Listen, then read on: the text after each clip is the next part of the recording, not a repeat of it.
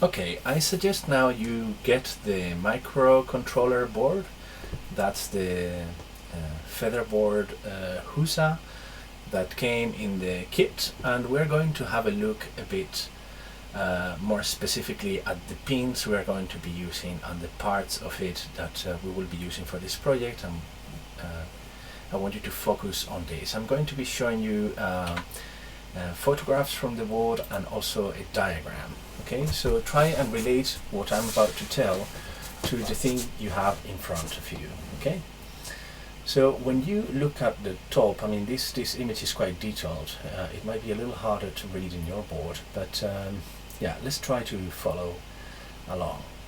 So one crucial pin that is absolutely important in all electronics is the ground pin. Here is specified by GND. Now everything in your circuit will have to be connected to the ground pin, otherwise electricity doesn't flow through the circuit. So ground is the most important pin in your board. You have to absolutely know where it is. Remember that when you look at the board from the top, is on the 1, 2, 3, 4th position, starting from the left, or starting from the top if you have your USB connector at the top. But if you look at it in reverse, it will be placed here. So remember that when you look at it from below, it's mirror. Now that might seem obvious, but I've seen so many mistakes made, because when you get the diagram, you get the indications from the pins as seen from the bottom, and then when you are connecting them, you look at the board from the top.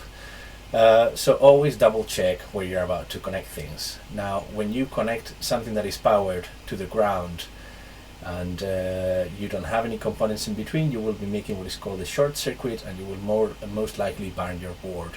So it's important to know where your ground is and when you're connecting things to it.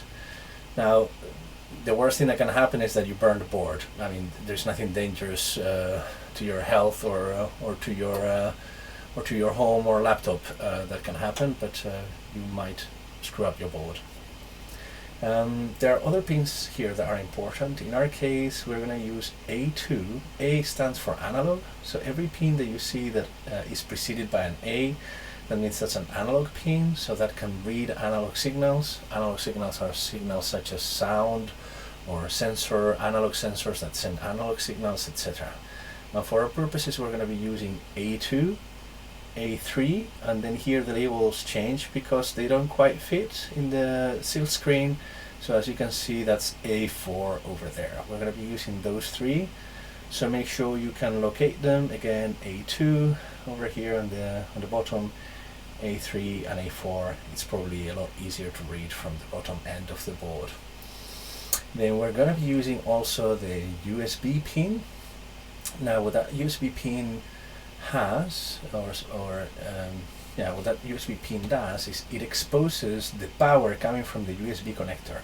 So the USB connector is plugged to your computer, which means that it's getting 5 volts from your computer, and those 5 volts are channeled through all the way to that pin. That means that that's the only pin in the board that is actually getting the original power without being influenced by any of the things here, or being stepped down, or coming from the battery, or anything of the kind. That pin is just being driven by the USB connector, and therefore it's guaranteed to always have 5 volts, which is what we're going to need to power our servo. And then, in addition to the analog pins that we said before for the sensors, we're also going to need some digital pins to drive the servo. In our case, we're going to use pin 12 over here. All right, so pin 12, which on the other side of the board should be somewhere there. And that's it. You don't have to remember by memory the pins. You will get them, of course, in the instructions for the circuit, but I want you to spend some time looking at the board on both sides and try to locate where things are, and get yourself a bit familiar on how to read that, because it's the way that we locate where we have to send our signals, what pins go where, etc. I'm going to show you this in a more diagrammatic fashion, and I'll explain differences about voltages and analog, digital, blah blah blah. So here, this is basically the same board, but laid from top to bottom. So we see the USB connector here, the JST connector for the battery there, the reset button, and these two reference holes. And this is in diagrammatic fashion what each one of these pins does. Now we're going to be using Wi-Fi for our project all the time. This is a Wi-Fi board. And as you can see, there are certain pins that we cannot use for electronics when we are using Wi-Fi. That probably means that those inputs and outputs are occupied by the chip that does the Wi-Fi. We don't care so much about that at the moment. The ones that are labeled with an A before, those are analog pins. They're used for analog inputs, analog sensors. So these are all analog inputs from 0 all the way to 5. We're going to be using 2, 3 and 4.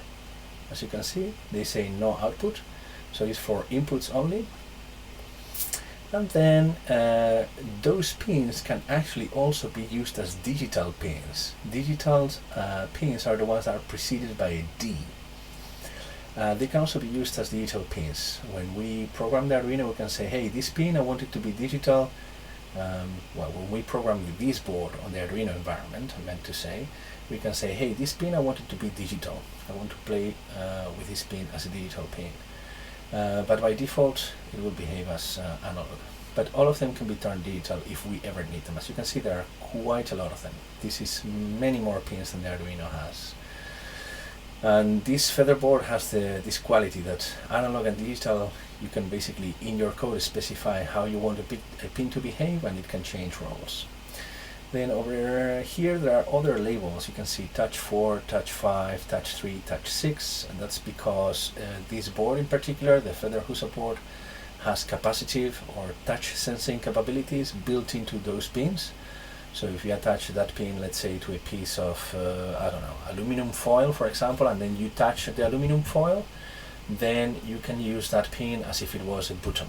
You know, simply by touching the aluminum foil, that pin will detect that there has been touch contact. So in a way, the pin itself is a kind of touch sensor. You just need to extend it with a wire or something that you can then touch, and that's how that one can act. And those touch can double as analog and digital as well. So yeah, this is a bit the pin layout. Now, other important pins, as I described before, are the USB pin. This is where we are going to get our 5 volts in, and the ground pin, which is on the other side, this one, and everything we plug to this board is also going to be plugged to the ground rail or the ground pin. You will see how we do that in practical terms a little later. And yeah, that's all I wanted to show you. These graphics are on the slides. They will be your reference throughout, and just make sure you come back to these graphics when you are about to connect things, to make sure that everything goes to the right place. And I hope you find this helpful. Thank you.